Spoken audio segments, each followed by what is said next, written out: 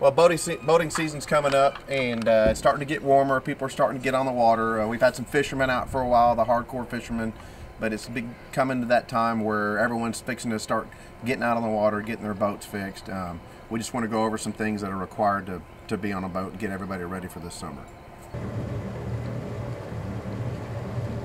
We're coming up for basically a water safety compliance check, is what we call it, a water safety check.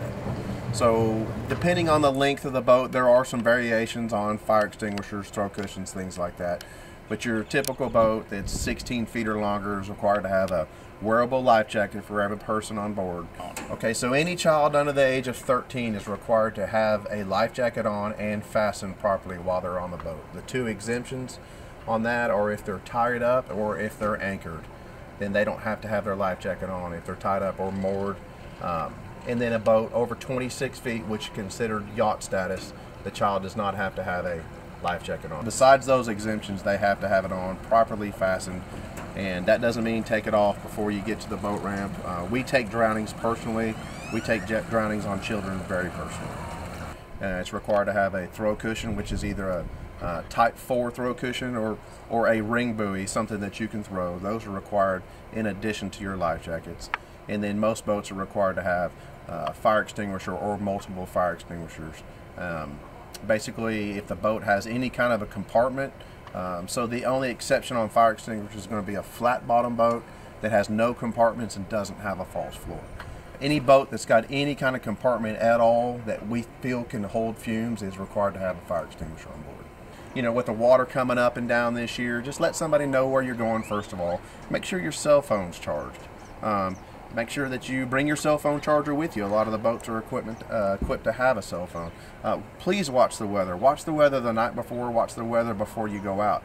We've had a couple runs the last couple years where we had boats that just weren't made for a windy lake to come out. Don't overload your boat with people.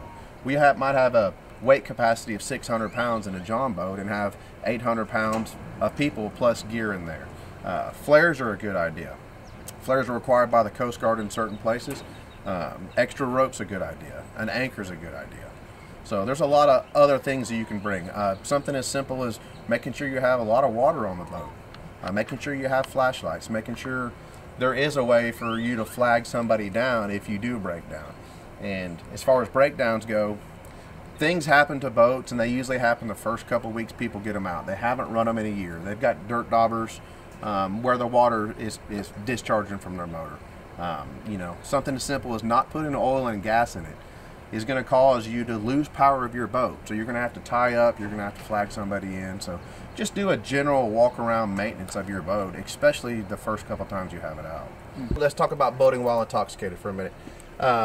It's .08. And the penalty is identical. It's just a BWI instead of a DWI. It's identical to getting pulled over on the highway or on the road. It's the exact same. The verbiage is just a little different. So we don't have an open container law in the boats in Texas. The driver is actually allowed to have alcohol. We just encourage them to get a designated driver. Over the past few years, we're proud of our boaters here on East Texas. We've seen a lot of designated drivers. People that, a pregnant woman, a child, a kid that's 19 or 20 that's not old enough to drink yet. You know, those are the people that we want driving. Teach them how to drive the boat before you get in a situation like that.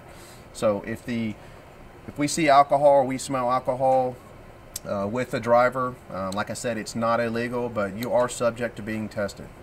And whether we test you on the boat or we pull you over to shore, we can test you. We're going to test your eyes, and we're going to go over some tests to make sure that you're not a hazard and you're not going to run into somebody, and to keep our lakes safe.